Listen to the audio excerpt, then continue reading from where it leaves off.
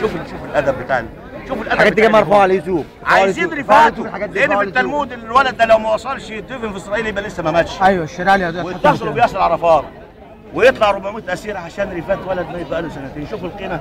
احنا عندنا هنا لما مات 1300 واحد في السفينه، لما المذيع بيساله بيقول له في العباره بتاعه الاخ ممدوح الحرامي هو زكريا اللص، بيقول له راك يا سياده الرئيس في العباره، قال له العباره اللي كانوا بيلعبوا فيها العيال دي اللي غرفه، ده راجل، ده رئيس جمهوريه، ده راجل بارد، ده راجل حقير، الخنزير اشرف منه، الخنزير اشرف من حسني مبارك وعياله. وطلعوا حسوزان مبارك من السجن ليه؟ ليه بيطلعوها من السجن؟ تكريما للصوص، ضغط عليهم، بيكرموا اللصوص. ما هو طلعوها كان في الاموال العامه عشان الراجل يمشيها بتاع، مش عايز اذكر اسم حد من القضاء لان احنا ما عندناش قضاء، القضاء توفى وانتقل الى رحمه الله. طالما انه ساب حق الشهداء، القضاء اللي هو بيعتبر محامي الشعب اتوفى من سنه خلاص انتهى.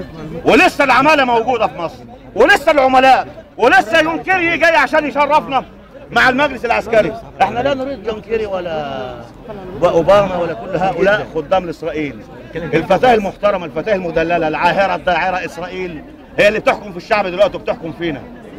عيب يا جماعه على كل مسؤول ان يتقي الله في الشهداء ودم الشهداء، ونحن لا نترك دم الشهداء حتى لو هنروحوا معاهم، ويبقى شرف عظيم لنا، يبقى شرف عظيم لنا. انا يبقى شرف عظيم ان اللي قدامي ده بيموت عشان خاطر حريته، عشان خاطر حياته، عشان خاطر مصر، مش اني اروح ادفنه زي الكلب كده ملوش لازمه، نعمل له ضريح. اقسم بالله لا هعرف كل حد، والايام بيننا كل شهيد لازم يتعمل له ضريح، لان كل حذاء شهيد اشرف من اسره مبارك واشرف من اسره اي حد يقول لا للمجلس العسكري. ما ينفعش الكلام، ما ينفعش، ما ينفعش. احنا هتبقى سنتهم سودة والجنزوري مش عايزين.